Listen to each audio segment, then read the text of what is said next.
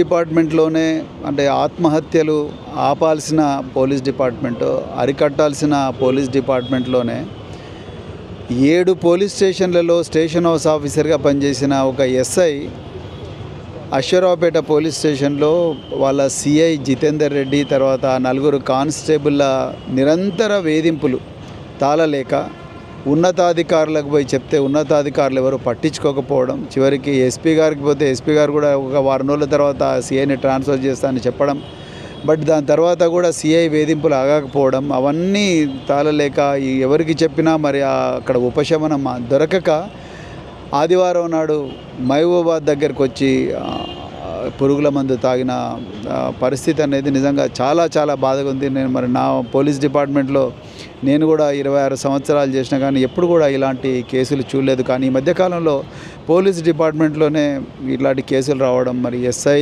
కానిస్టేబుల్ల మీద అత్యాచారం చేయడం, అదేవిధంగా ఒక ఎస్ఐ అది ముఖ్యంగా దళిత సామాజిక వర్గాలకు చెందిన ఎస్ఐలు అసలు ఆ వర్గాల్లో ఉద్యోగాలకు చాలా అంటే వాళ్ళకు ఉండే ఆస్తులే ఉండవు కాబట్టి వాళ్ళ ఉద్యోగమే ఆస్తిగా భావించి రాత్రింబవళ్ళు కష్టపడి ఆ ఉద్యోగంలోకి వస్తారు. అంతా కూడా పేదరికం ఉంటుంది. అలాంటి పరిస్థితి నుంచి ఒక ఎస్ఐ వచ్చి 2014 బ్యాచ్ నుంచి ఇక్కడ చాలా గొప్పగా పనిచేస్తూ మరి చివరికి అశ్వరావుపేటలో సూసైడ్ చేసుకునే స్థాయి ఏదైతే ఉందో అది చాలా చాలా బాధాకరం. నేను అనుకుంటా అక్కడ స్థానిక సిఐ వేధింపులు, మరి సిఐ మొహం మీద కేస్ డైరీలు కూడా విసిరేసినట్టుగా కూడా చెప్తా ఉన్నారు. తర్వాత మిగతా 4 కానిస్టేబుల్ కూడా ఈ ఎస్ఐ గారికి సహకరించకపోవడం వల్ల ఇంకా దిక్కు తోచని పరిస్థితుల్లో మహబూబాబాద్లో మరి ఆ విషయం తాగినట్టుగా తెలుస్తున్నది.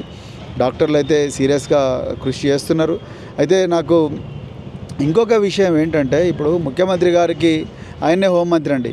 సో ముఖ్యమంత్రి గారు హోంమంత్రి అయినప్పుడు ఆయనకు ఢిల్లీకి పోవడానికి 17 సార్లు ఢిల్లీ పోయినారు ముఖ్యమంత్రి గారు. మరి ఆయన హోంమంత్రి అయినప్పుడు వాళ్ళ డిపార్ట్మెంట్లో ఒక కానిస్టేబుల్ ఒక ఎస్ఐ గారు మరి చావు బతుకుల మధ్యలో ఉన్నప్పుడు వచ్చి చూడాలి కదా. ఒక డీజీపీ లేకపోతే ఇంకెవరో లేకపోతే వాళ్ళు వేరే మినిస్టర్ రావాలిగా. మరి ఈరోజు ఖమ్మం జిల్లా ఇన్ఛార్జ్, ఖమ్మం జిల్లాలో 3 మంత్రులు ఉన్నారు. తుమ్మల నాగేశ్వరరావు గారు, తర్వాత పొంగులేటి గారు, తర్వాత డిప్యూటీ సీఎం మల్లు భట్టి విక్రమార్క గారు ఉన్నారు. మరి వాళ్ళు ఒక్కరన్నా వచ్చి చూడాలి కదా. వాళ్ళ జిల్లాలో ఉండే ఒక ఎస్ఐ ఆత్మహత్య యత్నం చేస్తే మరి వచ్చి చూడాలి కదా. ఇంతవరకు ఎవరు కూడా చూడకపోవడం కూడా నాకు చాలా చాలా ఆశ్చర్యంగా ఉన్నది. సో ఇది అంటే ఈ బేసిక్గా ఏంటంటే పోలీస్ డిపార్ట్మెంట్ మీద హోంమంత్రి లేడు, ముఖ్యమంత్రికి ఏమో పెద్ద ఇంట్రెస్ట్ లేదు. సో దానివల్ల డిపార్ట్మెంట్లో కింది స్థాయి అధికారులకు జరుగుతున్న అవమానాలు, మరి ముఖ్యంగా దళిత సామాజిక వర్గం, గిరిజన సామాజిక వర్గం, పేద సామాజిక వర్గాల నుంచి వచ్చిన అధికారులకు జరుగుతున్న అవమానాలు కొన్ని కనిపిస్తాయి, కొన్ని కనిపించవు. ఆ అవమానాలకు ఎవరికి చెప్పుకోవాలనో తెలుస్తలేదు.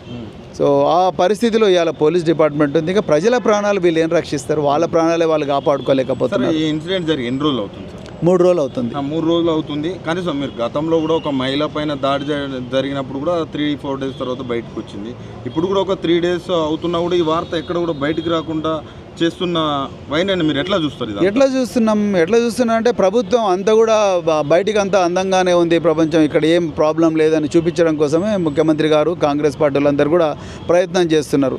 ఇలా మోతీలాల్ నాయక్ అనే అబ్బాయి గాంధీ హాస్పిటల్లో ఆమరణ నిరాహార దీక్ష అది కూడా మీడియాలోకి రానియలేదు. అదేవిధంగా అశోక్ సార్ అని చెప్పేసి ఇంకొక నిరుద్యోగుల జేఏసీ నాయకుడు, ఒక కోచింగ్ ఒక అశోక్ అనే ఒక నిరుద్యోగులకు అత్యంత ప్రీతిపాత్రమైన వ్యక్తి, అతను కూడా ఆమరణ నిరాహార దీక్ష చేస్తున్నాడు. అతని ఇంటి చుట్టూ కూడా పోలీసులు ఉన్నారు. ఆ విషయాన్ని కూడా బయటికి రానివ్వడం లేదు. మాలాంటి వాళ్ళు పోతే వెనక్కి పంపిస్తున్నారు, లేకపోతే పోలీస్ స్టేషన్ల ప్రివెంటివ్ అరెస్ట్ చేస్తున్నారు. అంటే అంతా సవ్యంగానే ఉంది, ఏం జరగడం లేదని చూపించడం కోసం ప్రయత్నం చేస్తుంది ప్రభుత్వం. కానీ అట్లా లేదు. అట్లా ఉంటే ఇట్లా పురుగుల మంది తాగి చనిపోవాలన్న కోరిక మనుషులకు ఎందుకు వస్తుంది?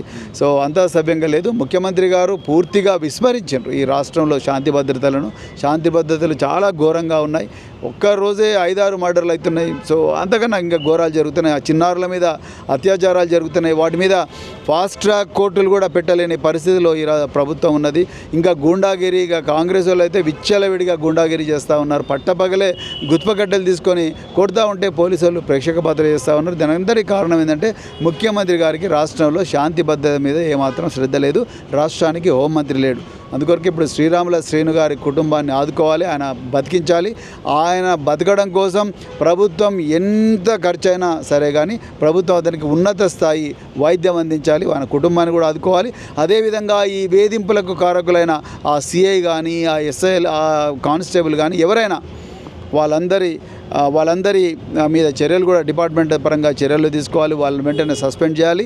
అదేవిధంగా రాబోయే రోజుల్లో మళ్ళీ ఇలాంటివి జరగకూడదంటే తప్పనిసరిగా పోలీస్ డిపార్ట్మెంట్లో కూడా అంతర్గతంగా కౌన్సిలింగు, తర్వాత ఏవైతే బాధలు వివక్షలు ఏవైతే ఉన్నాయో అవి చెప్పుకోవడం కోసం ఒక ఛానల్ అనేది డీజీపీ కానీ ముఖ్యమంత్రి కానీ ఎవరో ఒకరు ఏర్పాటు చేయాలి. లేకపోతే ఇవన్నీ చెప్పుకోలేక పోలీస్ డిపార్ట్మెంట్లో ఏంటంటే యూనిఫామ్ వేసుకొని ఉంటారు. యూనిఫామ్ వేసుకుంటే మనమే అందరినీ రక్షించాలనో మన బాధలు ఎవరికి చెప్పుకోవడం అని చెప్పి అందరి ముందర పోయి ఏడవలేరు, లేకపోతే వాళ్ళ బాధలు ఎవరికి చెప్పుకోలేరు. ఇంట్లో కుటుంబ సభ్యులకు కూడా సరిగా చెప్పరు పోలీసు వాళ్ళు. అది పోలీసు కల్చర్. సో అట్లాంటప్పుడు మరి పోలీసుల లోపల ఇలాంటి బాధలు ఉండి, ఇలాంటి టెండెన్సీస్ ఉండి, ఇలాంటి వివక్షకు గురైన వాళ్ళు చెప్పుకోవడానికి ఒక వేదిక అనేది ఉండాలి. ఆ వేదిక కూడా మరి ప్రభుత్వం కల్పించాల్సిన అవసరం ఉందని చెప్పి డిమాండ్ చేస్తూ మరి ఈ కుటుంబం వెనక బీఆర్ఎస్ పార్టీ తప్పకుండా ఉంటుంది. వాళ్ళకు ఎట్టి పరిస్థితుల్లో కూడా వాళ్ళకు అన్యాయం జరగనివ్వమని చెప్తూ మరి శ్రీరాముల శ్రీను గారు వెంటనే కోలుకోవాలని, అదేవిధంగా ఆయన ఈ పరిస్థితికి రావడానికి కారకులైన అధికారులను వెంటనే సస్పెండ్ చేయాలని చెప్పి డిమాండ్ చేస్తూ ముగిస్తున్నాను. Thank you very much. జై తెలంగాణ.